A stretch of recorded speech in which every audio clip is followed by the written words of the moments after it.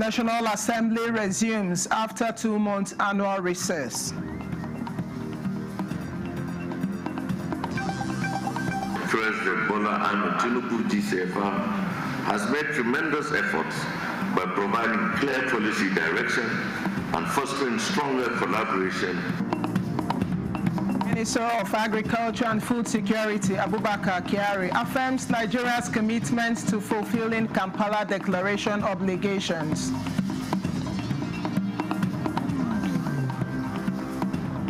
And federal government unveils state-level emergency preparedness and response plans.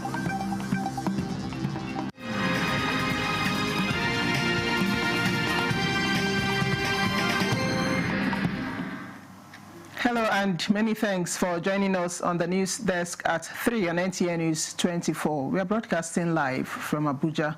I am Chinenye Ngoyi. Senate today reconvened plenary after 10 weeks of annual recess.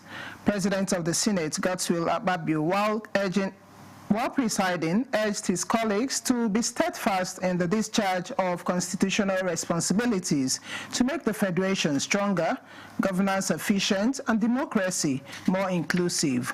He also read communications from President Tinubu seeking confirmation of appointees into agencies of government and his assent to key legislations, including bill amending the Nigeria Police Trust Fund. Senate passed 2 bills for second reading, just as it concurred to another from the House of Representatives. Meanwhile, Senator Natasha Akpoti-Oduaghan also joined her colleagues as plenary, having served the 6 months of suspension over alleged violation of Senate standing rules.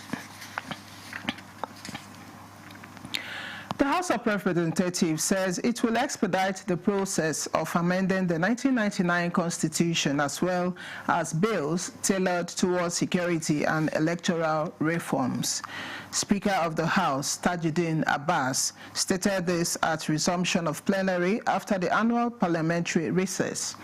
He revealed that 87 constitution amendment bills are currently awaiting further debates and voting on the floor of the House for onward transmission to the state assemblies before the end of December this year. The Speaker assures that the legislature will produce a new electoral act that will stand the test of time to lower the cost of conducting elections and establish clear timelines for resolving electoral disputes. At Tuesday's plenary, 3 new members were sworn in by the Speaker. They are Mosede Imunedion, representing Ovia Federal Constituency of Edo State, Joseph Bagudu, representing Shikun Kajuru Federal Constituency of Kaduna State, and Mukhtar Rabiu, representing Garoki Babura Federal Constituency of Jigawa State. Meanwhile, the House of Representatives is examining opportunities and challenges of digital payments with a view to safeguarding the financial system, as well as guiding key players in developing a balanced framework for Nigeria's digital economy. This revelation came up during the inauguration of the Ad Hoc Committee on the Economic, Regulatory and Security Implications of Cryptocurrency and POS Operations in Nigeria. National Assembly correspondent Joshua Ogunjide reports. Globally, financial systems are being reshaped by technology. In Nigeria, cryptocurrency and POS operations have grown rapidly, creating new opportunities for commerce, financial inclusion, and innovation. However, alongside these opportunities lie serious risks such as cybercrime, fraud, money laundering, terrorism financing, and regulatory uncertainty. We are not here to stifle innovations, but innovation without safeguards can destabilize economies, empower criminals, and erode public trust. Our task is to ensure that Nigeria harnesses with the benefits of digital finance while minimizing the risks. As the Parliament, we need a legislation to guide the operations of these very important digital financial transactions. This prompted the need for enforcement of a legislative framework as preventive and regulatory measures. With this, it is expected that your terminal will be restricted with a 10-meter radius, and it cannot, within that range that is registered, it cannot operate. It does not only help us to safeguard the space, to restore confidence in even other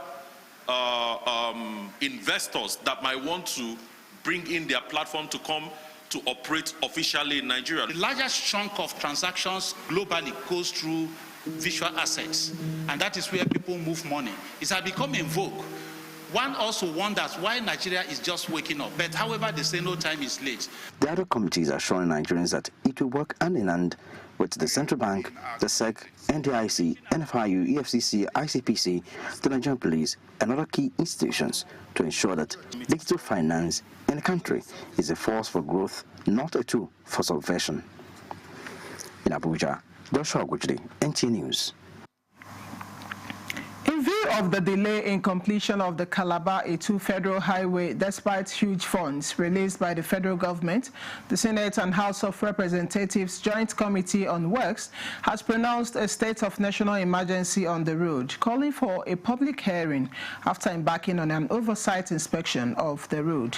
Paul Abel reports that the committee also visited the Cross River end of the Lagos-Calabar Coastal Highway under construction. For many years, the state of the Calabar-Etu Federal Highway has been a thing of concern, and despite federal government release of funds, it has been a nightmare for commuters as many sections handled by various contractors are yet to be completed. This, the Senate and House of Representatives Joint Committee on Works on oversight after interaction with contractors and inspection of different sections of the route, expressed displeasure over the quality of some sections of the route and the delay in completion being attributed to change from asphalt to concrete pavement. We need a national emergency on this road, and as a parliament we are calling for a public hearing on this matter. How do you get from Cross River into the other parts of the south without this road? We were privileged to be able to clear the road and move past the traffic, but what's going to happen to the average Nigerian? This has been an eye-opener for my colleagues. They've seen the condition, and this is what Cross Riverians and people from Akwa Ibom go through day in, day out. There is no road in Nigeria that is in this condition. Exactly. We know that Mr. President is an action president. He would not want to see this sort of thing happening. Please, make government take good care of this road and work it very well. We beg. The work is so slow. They've done some part of the road. The committee also visited the terminating point of the Lagos-Calabar Coastal Highway in Akankpa, Cross River State, with 1 kilometer of stone base already done, and expressed satisfaction. I was doubting the project, but I have seen it now, and I think I can report it anywhere that yes, a wonderful job is being done here. Be patient with us. The renewed hope of Mr. President is coming to pass. They urge the people to unite and support the project for the prosperity of the South-South and the nation.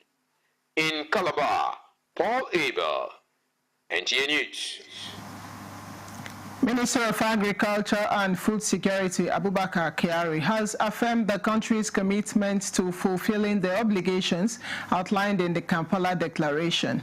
The minister, who was speaking at the National CAD Summit aimed at domesticating the African Union's Kampala Declaration on Agricultural Transformation and Food Security. Musa Baba Aliyu reports. Nigeria is a signatory to the African Union's Comprehensive Africa Agricultural Development Program, CAADP, launched in 2003 to enhance agricultural productivity and food security. Key players in the agricultural sector, including development partners, are reviewing this document and its domestication in Nigeria. Maputo Declaration, Malabo Declarations, all of them have the setback of not carrying along the subnationals. So our responsibility as stakeholders is to take some information back to our respective states, get it integrated in a working formula. The Minister of Agriculture and Food Security, Abubakar Kyari, stated that Nigeria is committed to meeting its obligations, stressing the need to move beyond traditional approaches and advocating for bold reforms to create productive, resilient and inclusive food systems. It is important to acknowledge that the administration of President Bola Ahmed Tinubu GCFR has made tremendous efforts by providing clear policy direction and fostering stronger collaboration with the states in the implementation of the Malabo Declaration. Through our implementing partner GIZ and the Sustainable Agriculture Systems and Policies project and complementary initiatives, we are dedicated to strengthen evidence-based policy-making, gender equality, climate-smart agriculture and regional learning. CADEP is an Agenda 2063 continental initiative aimed at helping African countries eliminate hunger and reduce poverty by promoting economic growth through agricultural-led development. Musa Baba Aliyu, NTA News. And still talking agriculture, research and agricultural experts have dismissed concerns over the safety of genetically modified crops, GMOs, labeling them as baseless and part of a malicious campaign to protect the interest of a select few. Discussing the impact of GMO crops on NTA's program Good Morning Nigeria, the experts stressed that Nigeria's available GMO crops are safe and locally engineered to meet the country's specific needs. Ekemini Williams reports. The use of genetically modified organisms in agriculture has sparked intense debate among farmers, scientists and policymakers. While some argue that GMOs can improve crop yields and disease resistance, others raise concerns about their potential impact on the environment and human health. Proponents of GMOs argue that they can play a critical role in addressing global food security challenges. GMOs are causing cancer, I think those are just fallacies. And again, the World Health Organization, Food and Agriculture Organization, and other competent scientific bodies have confirmed that GMOs are approved so far. They are safe as their conventional counterpart. GMOs have not come to replace the conventional crops. Okay, fantastic. They are products of solution. We don't have GMO fruit. No, we don't have it. We don't have GMO vegetable. No, we don't have it. We have only 3 GMOs in Nigeria. All those things that you are seeing is breeding, and you keep it as breeding. These seeds are not imported, and by way of our own mandate, so even if any foreign company is interested in doing business in Nigeria, by the Seed Act, you must be able to show us you are going to do your production in Nigeria. A Nigerian farmer who has been using GMO seeds for several years noted significant increases in crop yields and improved quality, highlighting the importance of education and awareness in promoting the adoption of new technologies like GMOs by providing farmers with accurate information and training. In the 70s, when fertilizers were introduced, farmers were told not to use it. Farmers were told to reject it. That is campaign of calumny by people whose business will be affected. And that is what is happening.